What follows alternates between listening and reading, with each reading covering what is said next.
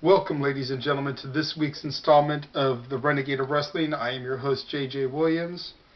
I believe this is episode 13. I've gotten so many now that I've kind of lost track of the count.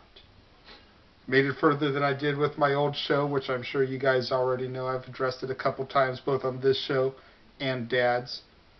But anyways, let's get on to what I have to cover for this week in pro wrestling. Now, I'm going to start talking about a little bit something else in here aside from just WWE, TNA, a little bit of NWA. I'm going to start talking a little bit about the Ultimate Fighter this week. I finally got caught up for 3 weeks. We were 3 weeks behind on our viewing, and with Brock Lesnar as one of the coaches, I figure, former WWE champion, should address it. Right now, Brock Lesnar's getting his ass beat. Junior Dos Santos, the other coach, is up 2-1 in the season. We've had 2 people leave the show without having been eliminated from the show. One guy had a torn ACL, and another dude was a bitch. Plain and simple. He got on there, Keon was his name, he got on there talking about, I'm here to win for my baby, I'm here to become the next Ultimate Fighter, I want to be here, I want to fight, Dana, I want to fight.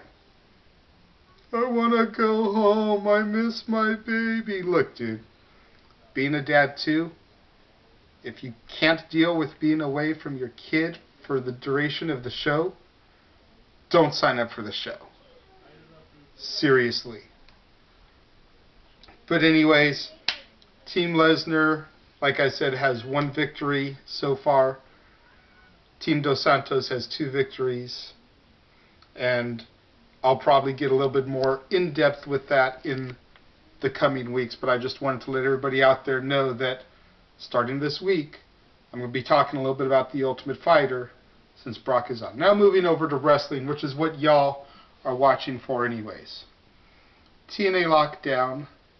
We made history at TNA Lockdown. That's right. Mickie James, first woman to become Knockouts Champion, Divas Champion, and Women's Champion. Congratulations. Since, WWE would rather turn Gail Kim into an Asian prostitute than a Divas Champion, they weren't going to do it anytime soon. So congratulations to Mickie for being the one to do it. At least it was somebody that deserved it, as opposed to, a blonde toothpick with olives. Sorry, becoming the first woman and Divas champion in WWE. Everything else was pretty much predictable for TNA. Steen retained, whoop-de-freaking-do. Fortune defeated Immortal in Lethal Lockdown. AJ made his return to help Fortune get their victory. I'm kind of over it at this point.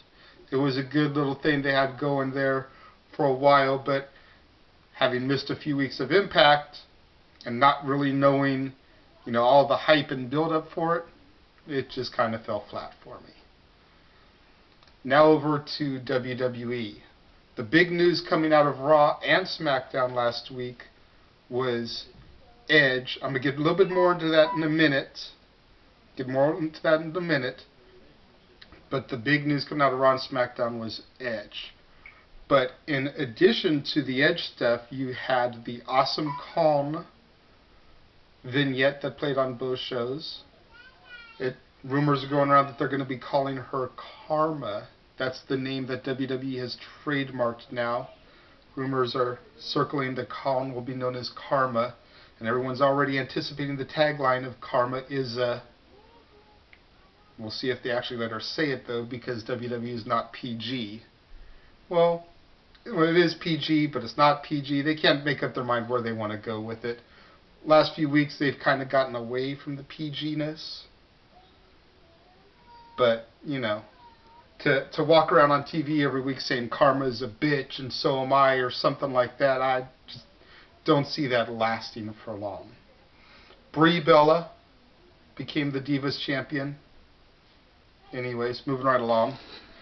The WWE Championship match, as of right now, is set for Extreme Rules. It'll be The Miz defending against John Cena for about the 500th time, and R-Truth, a newcomer to the title picture, really, you know. I'm glad that Truth is getting a shot, but we'll see if WWE still has the faith in him to allow him to have the shot, or if in the weeks building up to Extreme Rules they take that away from him. Over on Tough Enough, Matt got eliminated. M-Dogg 20, big deal on the indie circuit. If you don't know about M-Dogg 20, or Matt Cross, as I believe he went by in Wrestling Society X, YouTube him, Google him, look up the matches. M-Dogg 20, 9 or 10 year vet in the business, and because he didn't show that he knew any more than the girl off the street that started, a couple weeks ago, he's gone. Matt, you should have stepped up to the game a lot sooner there.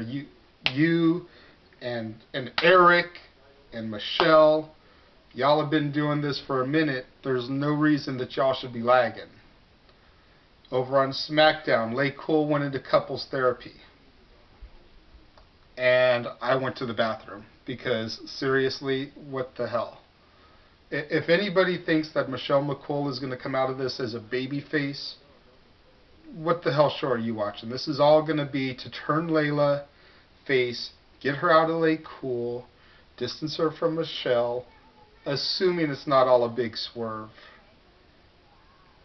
I could totally see, this being orchestrated by Lay Cool to make their competition think that they're having problems just to maybe regain the title.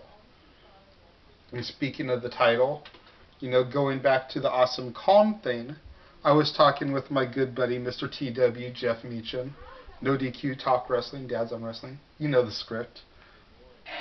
It's running down my ideas of what they should do with Calm. And all my fans out there, email me, IM me, post it on the YouTube comments, whatever. Let me know what you think of this. Have Awesome Calm come in, run through all the Barbie doll bitches. Kelly, Rosa Mendez, Eve, Layla, Michelle even, just run through all these girls. And then here comes Gail Kim. And right when everybody thinks that Awesome Calm is going to go and just decimate Gail Kim, they hug and embrace. And they make it seem like Gail Kim is who brought Kong to the WWE to just plow over all these bitches to get Gail to the title. Since they had an epic feud over in TNA, Gail's the one that brought her to the big leagues. Let me know what you guys think about that. Over on NWA, excuse me. Forgot about the 20-man Battle Royal over on Smackdown, in which Christian will be replacing Edge in the title match at Extreme Rules. Christian versus Alberto Del Rio in a ladder match. Over in NWA Wrestling, again, if you don't get NWA Championship Wrestling from Hollywood, YouTube it, Google it, find the website. You need to see the match this past week between Austin Aries, A-Double, and Willie Mack. One of the best matches I think I've seen on TV in any federation for a long time. Not counting, of course, the Cabana Pierce NWA title match, which, I was there live to see. Percy Pringle, the former Paul Bearer, is now over in the NWA managing Natural Selection. And again, if you don't know anything about these kids, Ricker and Cage, look them up. Two hot, young, talented guys from Cali that I can see eventually maybe climbing up to the ranks and being in one of the big two someday. As a matter of fact, I think I read a rumor somewhere that Cage was signed to developmental for a short time. And I'm getting a nod over here from the Mr. TW letting me know that yes, I am correct about that. So, obviously WWE has seen the talent. be on the lookout for these guys. Now, back to the big story of the week. Edge. The rated R superstar himself had to retire this week. And it was a sad day for all of us fans that have been following him for the 13 years of his WWE career. Last week, I kind of broke the story. I talked about it a little bit, and I even speculated that maybe it was an angle.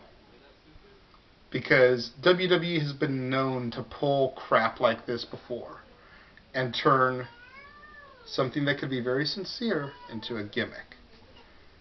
Now, after watching Raw all the way through, after watching Smackdown, after seeing the emotional send-offs and the 5-second pose after Smackdown went off the air, and I am convinced that this is legit. If Vince McMahon screws me at this point, I'm going to disown WWE, seriously. Because they've done a Ric Flair, Shawn Michaels-esque send-off for this guy. And if this ends up to be a gimmick, there's going to be a lot of pissed off people. People are already sad and pissed that he has to retire to begin with. And if they make this into a story, Edge surrenders the belt. Christian is at the top of the ladder, about to become world champion for the first time. Edge comes out, spears Christian off the ladder, says, "You're not going to get the belt." Really, guys? But I digress. Edge, I had been fortunate to meet you a couple times in the past. Once in Staples Center shortly after you won the King of the Ring back in 2001.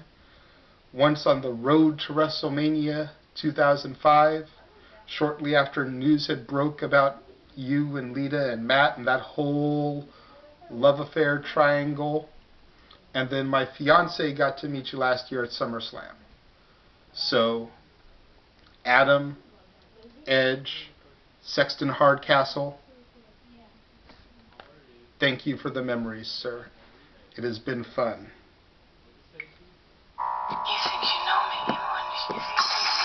I am the Renegade of Wrestling, JJ Williams, and I'll see you next week.